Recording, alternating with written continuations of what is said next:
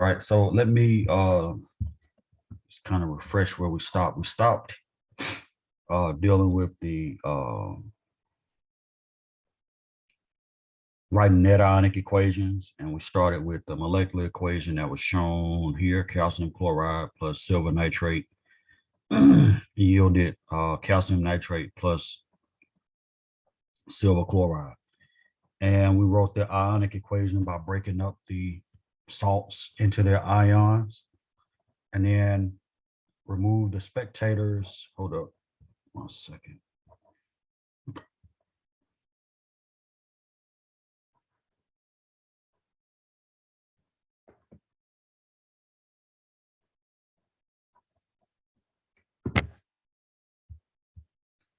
All right, so we took the molecular equation, we broke it up into its ions, which is what the ionic equation is, and then took the spectators out to write the net ionic equation, which is shown here. So this is a skill set that we're going to continue to develop throughout the rest of the chapter, right? So we're going to pick up today talking about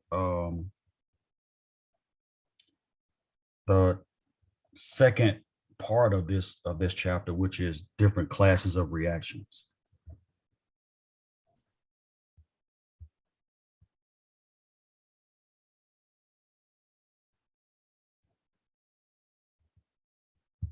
Right, and so we talked about we're going to talk about excuse me, precipitation reactions.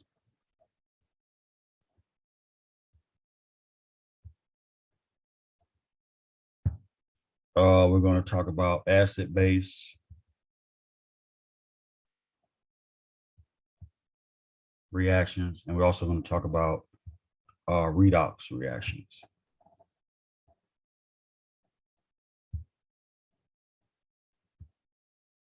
Where redox is a shortened form of reduction oxidation.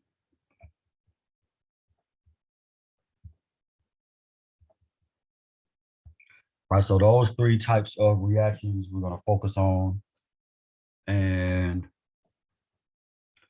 we're going to start out talking about precipitation.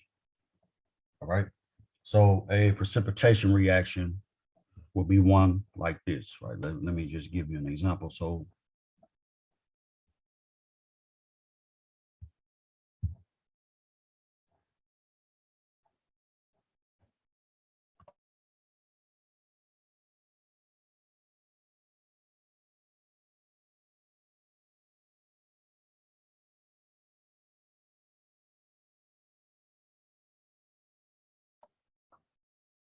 all right, so if we take sodium chloride, and this is all aqueous, everything is in solution.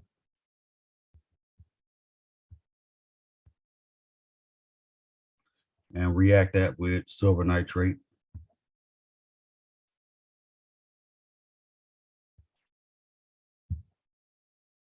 And it's a double displacement, so we're going to end up swapping partners with sodium and silver. So we end up with sodium nitrate and silver chloride. And silver chloride is actually a solid. All these other compounds are aqueous. They're still in solution. They're soluble in water.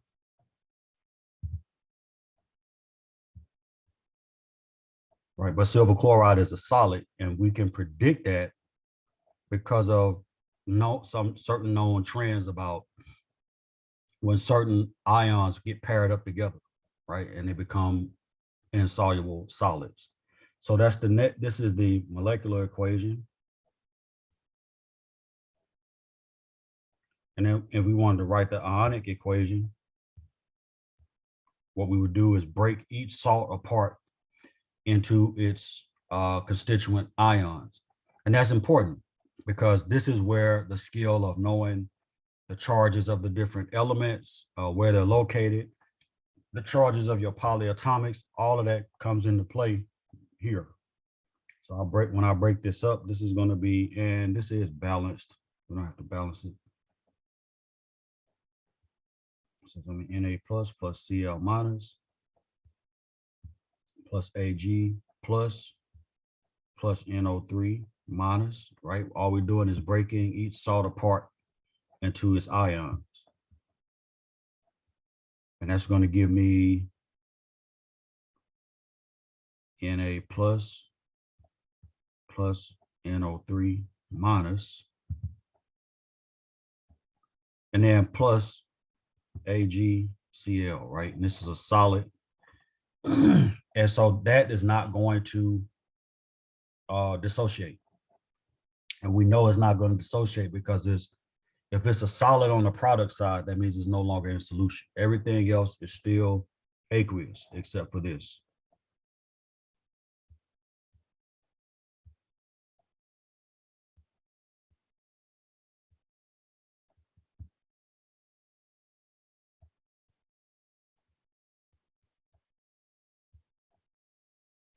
Right, so those solids aren't dissociated. And so what do we need to do now to get the net ionic equation?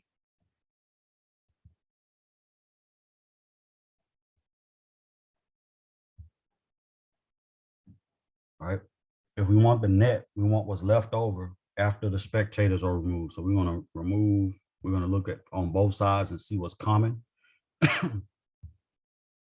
We can see that sodium is common to both sides. The nitrate ion is common to both sides. And we can actually get rid of those. Right, and what we're left with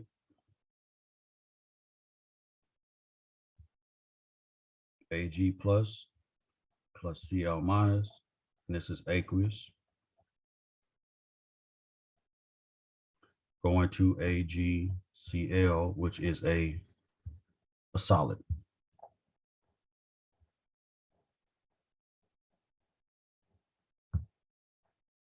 Right, so the silver chloride is what we call a precipitate.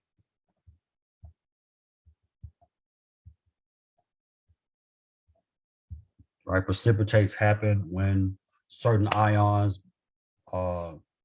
connect, and when they connect and form compounds, those compounds are insoluble in water. So this is an insoluble in water.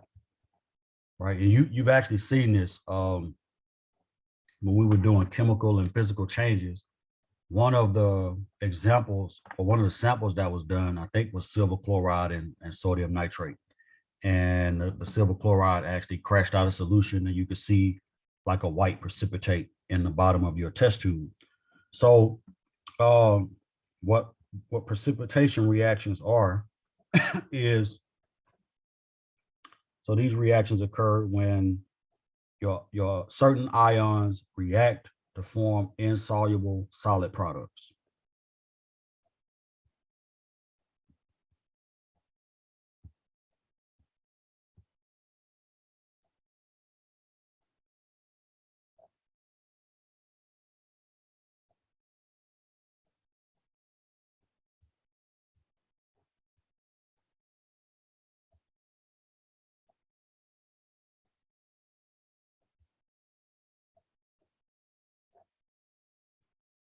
So insoluble solid products. It's also, precipitation reactions are also a type of double displacement reaction.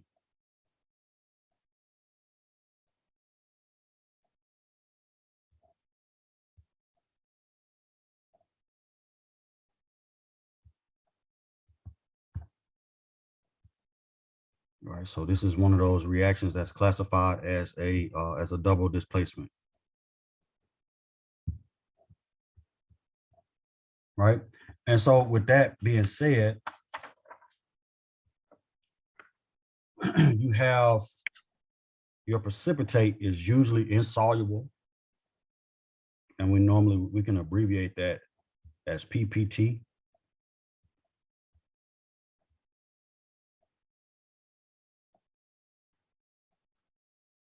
Right, and so you have these reactions between certain ions and you can predict it. We have a table that I moved, but we do have a table that we can use to predict what's going to be soluble, what's going to be insoluble. But I also created a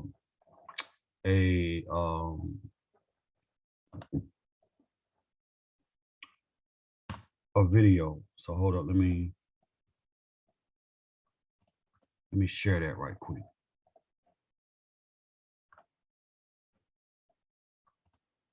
So this is a kind of a way to help you to memorize and learn that solubility chart that we're going to talk about. I'm going to show you the chart in a minute, but this might help to crystallize it, because it helps to know the chart when you're doing these reactions, so you can predict whether or not a reaction is going to be a precipitation reaction. So let me, oh, hold up, I didn't need to do that.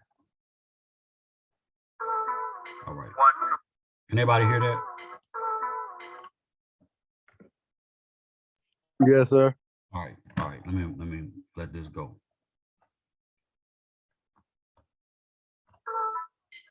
2 1 2.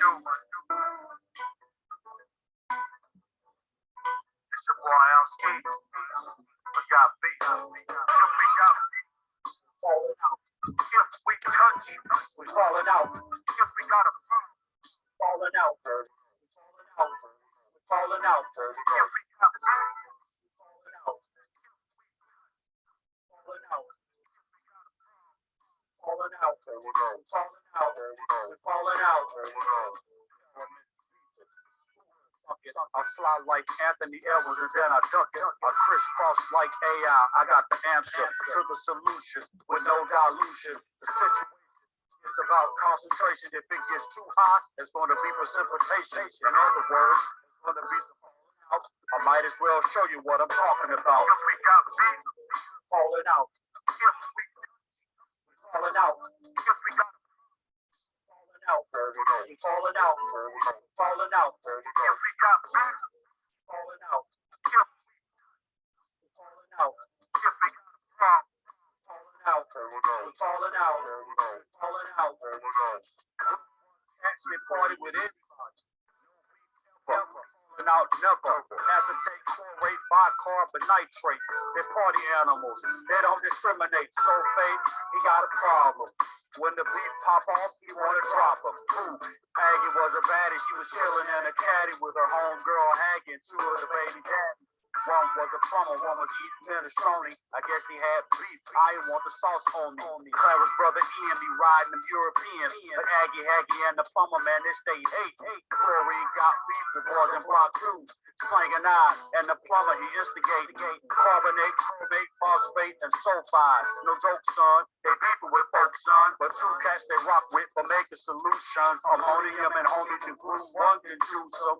The same thing for O. He got beef for sure with everybody he knows. He ain't trying to go unless it's group 1 and then he's chill. Oh, and Barry, that's his man for real. Real. They got beef. They're falling out.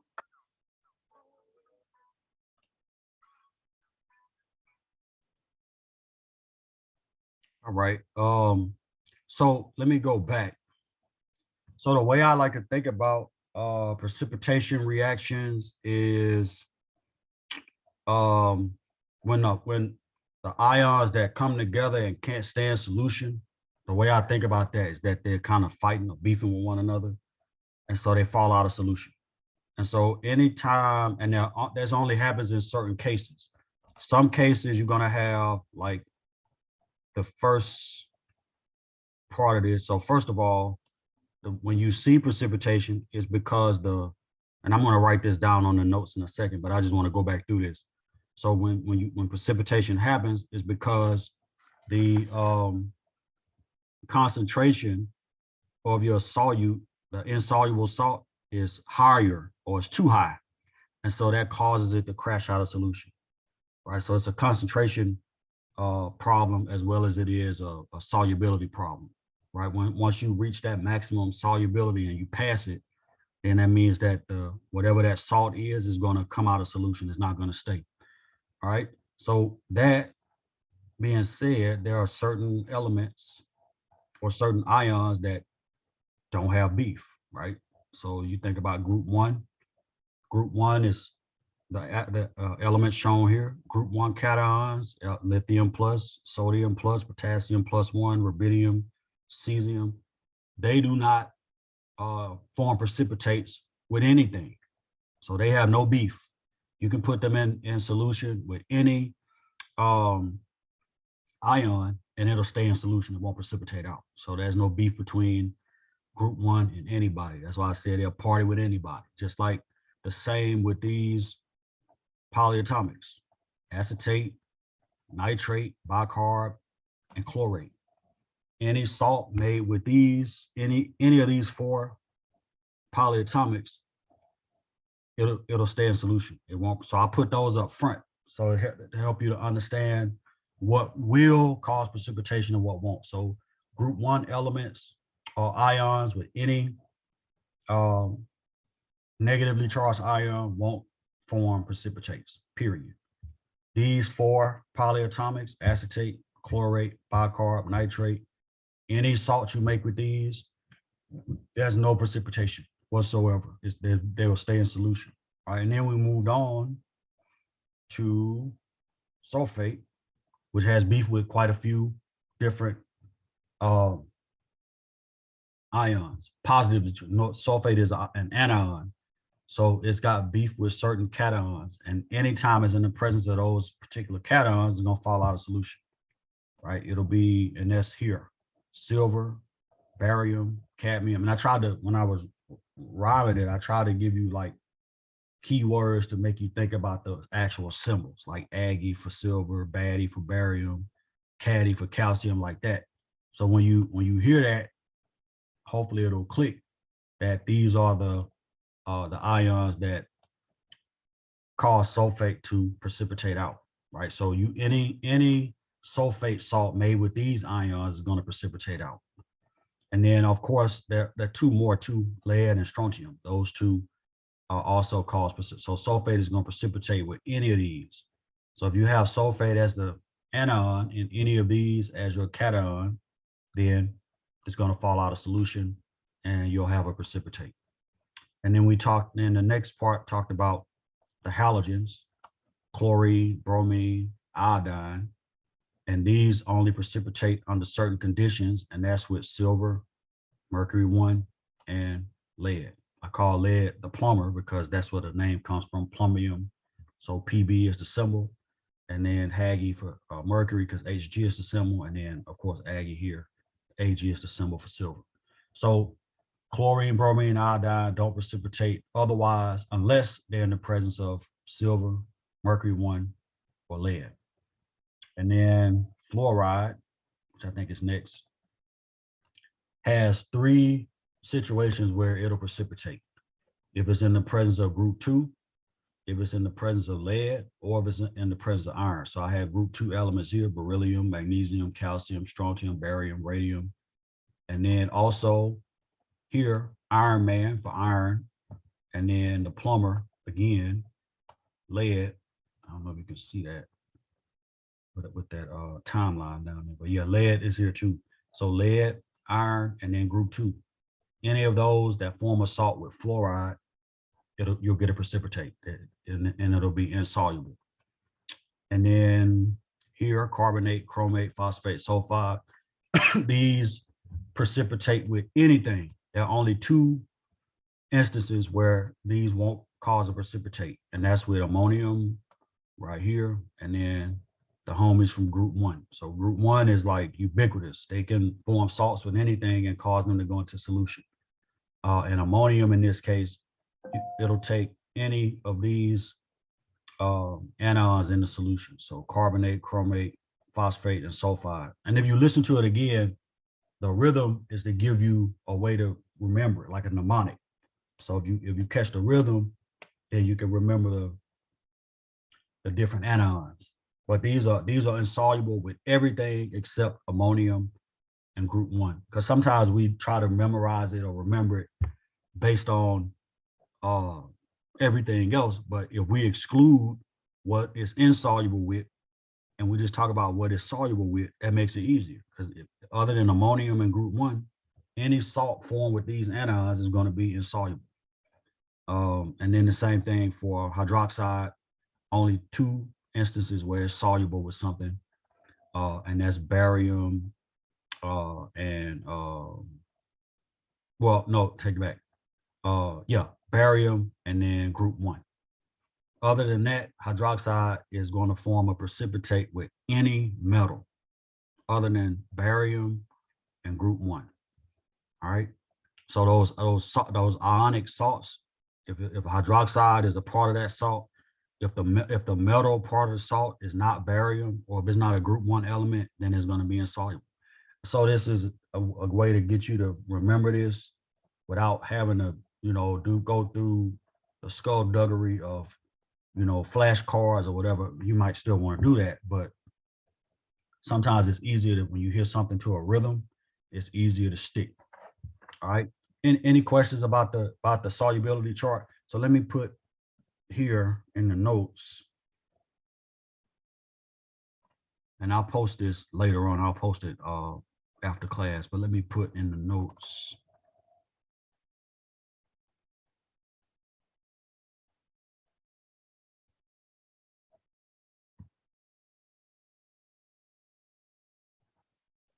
It's coming up. That a precipitate, we talked about it being insoluble, and it happens once the maximum concentration exceeds solubility. So precipitation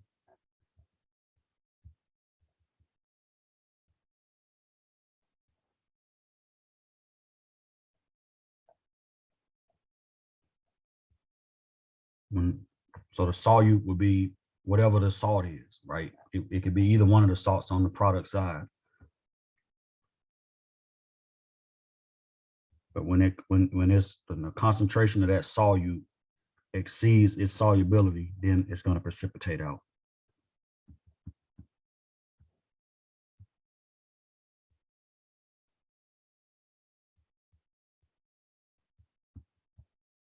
So if it exceeds solubility, you're going to see a precipitation. So let's look at an example. All right. And then here's the table. So I'll leave this in here also because, and it's in the book as well in chapter 4. But on the table, you can see the same thing. It's just not put the music. But you can see group 1 cations. Oh, sorry, wrong pen. Group 1 cations have no exceptions. So they're soluble with everything. Right here, acetate, bicarb, nitrate, chlorate, soluble with everything.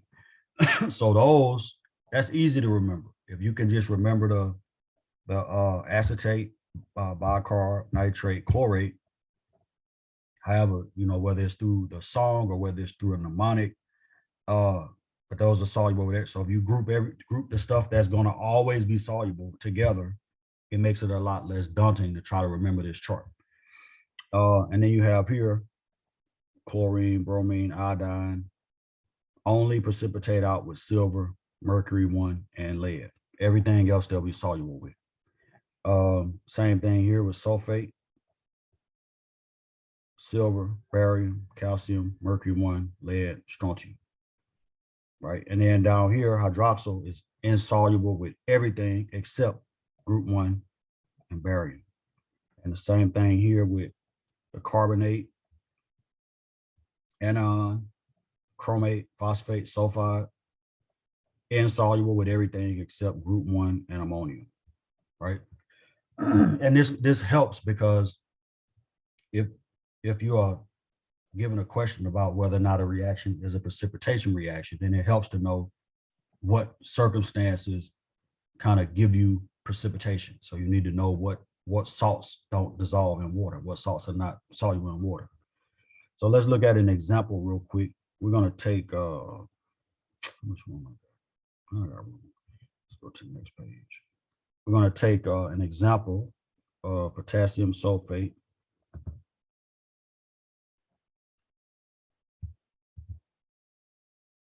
What the heck? Sorry, I almost said something else. iPad is doing what it wants to do. So we're going to do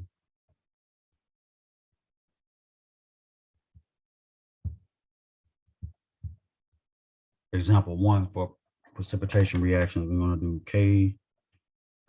K2SO4 plus barium nitrate.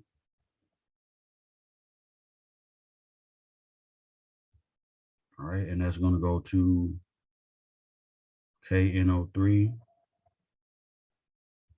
plus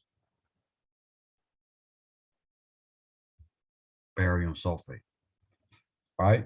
Now the question is this going to precipitate out one of these products? Well, nitrate, we said, was one of the ones listed as a party animal.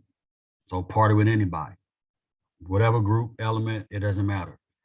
If it's a cation, if it, whatever it is, it does not matter. It'll party with them. So that all your nitrates are soluble, right? So that can't be a solid, but barium sulfate could be.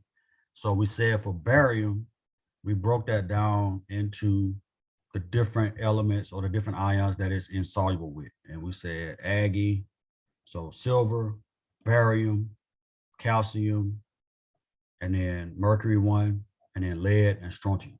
So you can see right here with the sulfate anion, barium as the cation is going to be insoluble, right? And it's going to be a solid. All right. So we know that everything else here is aqueous.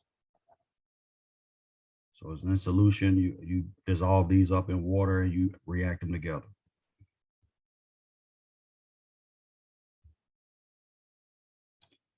All right. Is this balanced?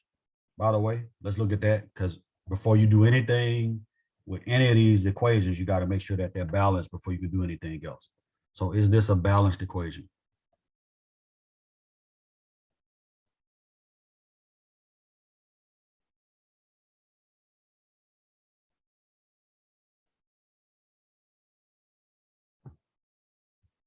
All right, let's figure it out. So we got potassium, and this is a case where you can keep the polyatomics together, right? Because the SO4 is here and it's on the other side, and then the nitrate is here and it's on the other side and it's intact.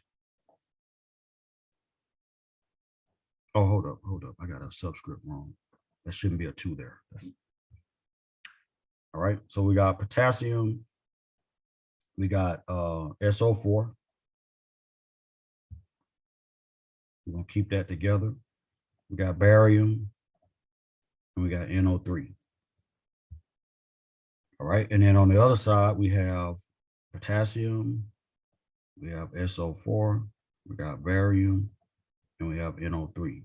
And again, this is a shorter, more efficient way to balance it, but only if your polyatomics are intact on both sides. That's when you can keep them together. Otherwise, we'll have to go atom for atom. How many potassiums do I have on the reactant side?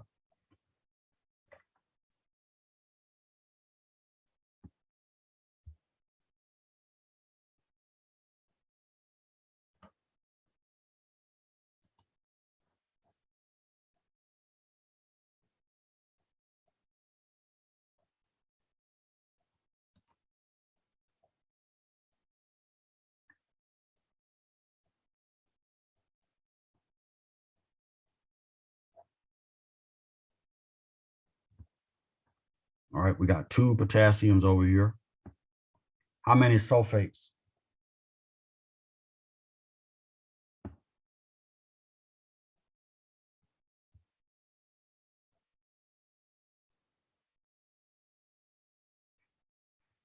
Is it 1 or 4?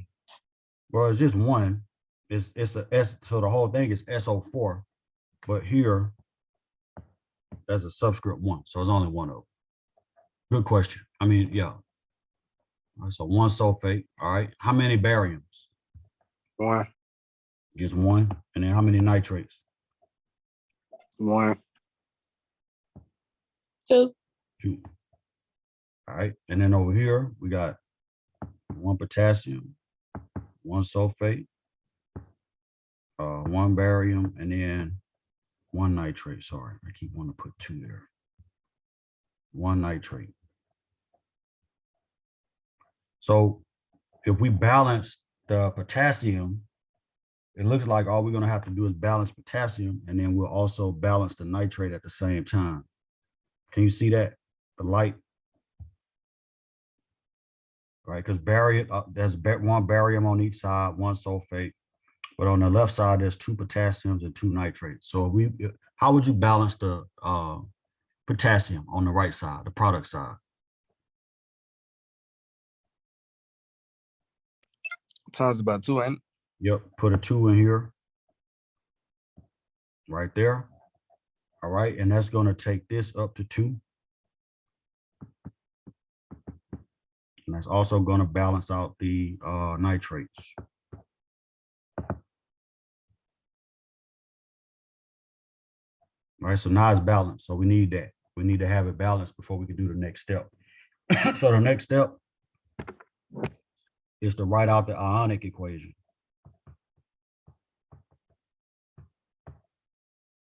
All right, so let's take that. Any subscripts that are here, we're going to keep them. All right, so if there's a 2 here, that means we got 2 potassiums. If there's a 2 here, that means we have 2 nitrates. A 2 here is going to be distributed through that whole formula. And then, so let's do that. So let's write the ionic equation as 2K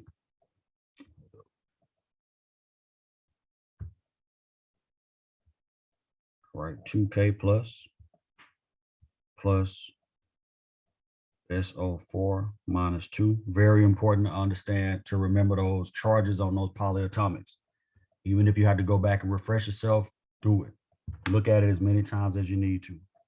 That's plus BA 2 plus, and then plus, you see the subscript 2 here. So I'm gonna keep that 2 NO3 minus. And that's going to 2K plus 2 NO3 minus. And then when we break this apart, if we know that barium sulfate is insoluble on the product side, is not going to be dissociated. We can't write it broken up. We got to just write it as it is. So BaSO4 solid, right? So this is not dissociated.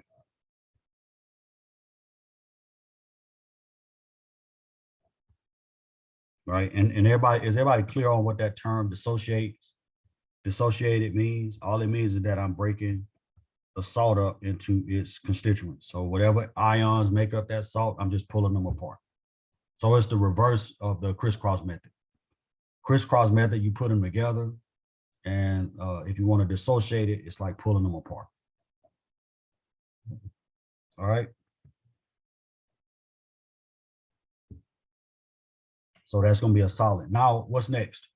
I want to write the net ionic. How do I do that?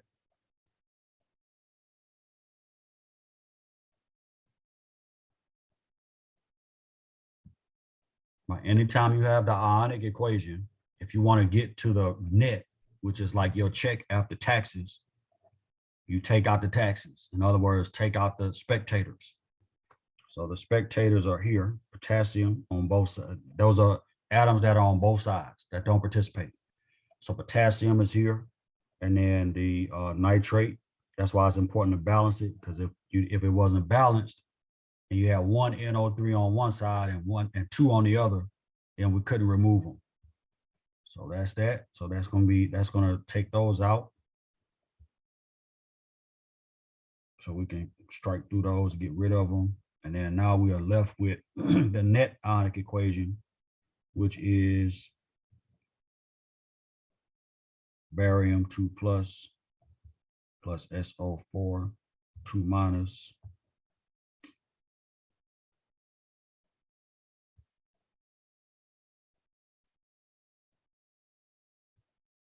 giving me barium sulfate as a solid.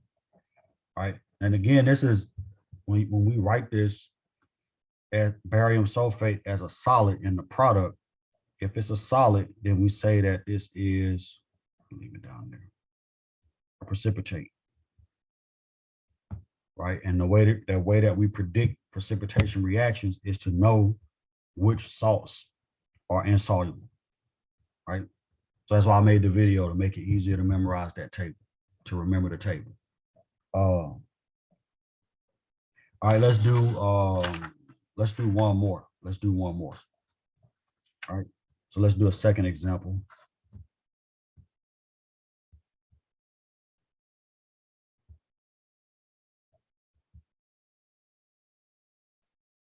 All right, so we're gonna do lithium chloride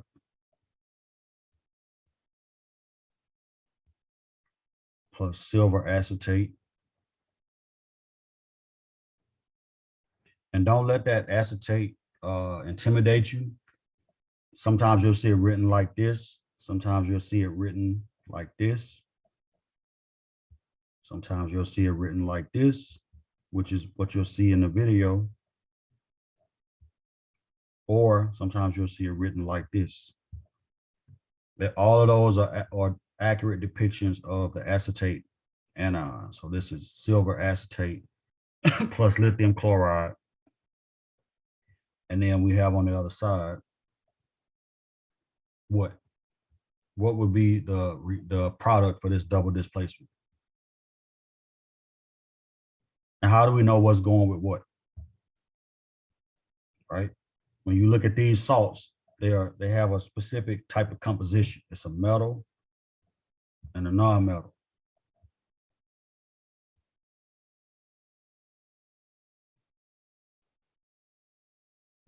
So the way to think about the reactions themselves is think about the metals swapping places. That's all. That's the only thing that's going to happen. The metals are going to swap places. So what's the product?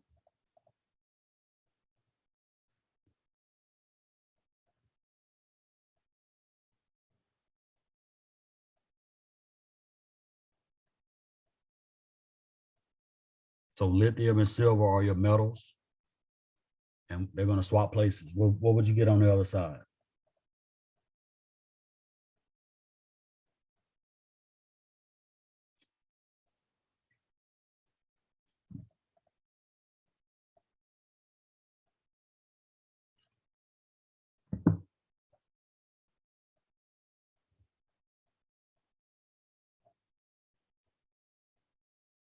Would you get that?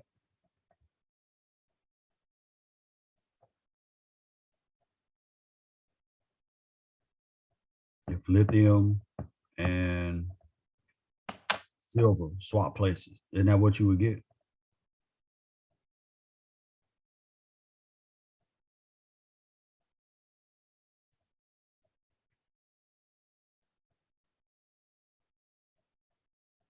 And then you get as your second product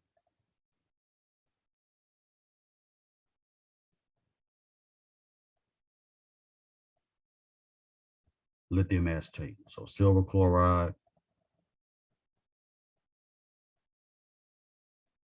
and lithium acetate.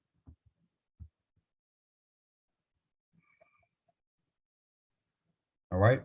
Now, is that balanced?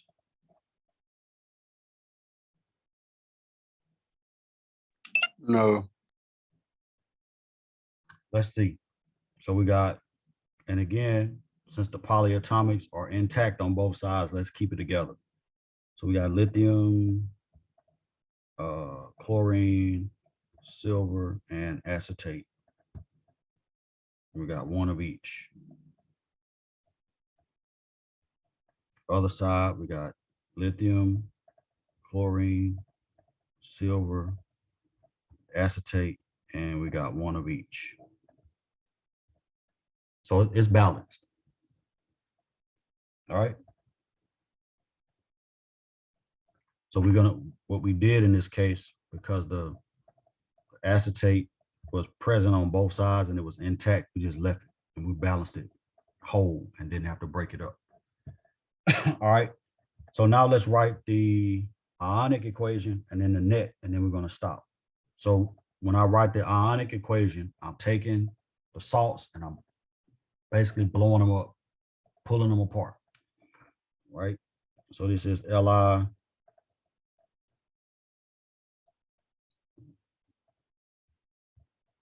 Li plus Cl minus plus Ag plus C2H3O2 minus.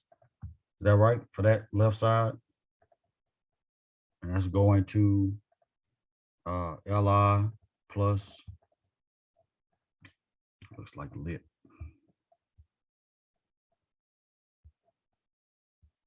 Li plus C2H3O2 minus plus AgCl solid, right? The silver chloride is insoluble, is that right?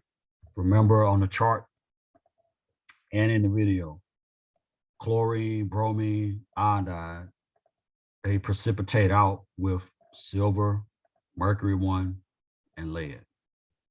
All right, so I know silver chloride is a solid, so I'm gonna put that up here. And I know it's insoluble. Right, now let's write the net by getting rid of the spectator ions, which ions are common to both sides, based on what we have here.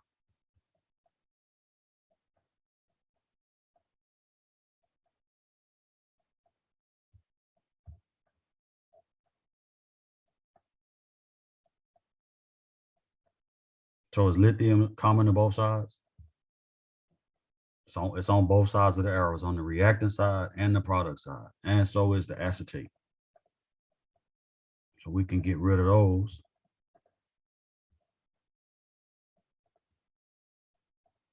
And so now my net is going to be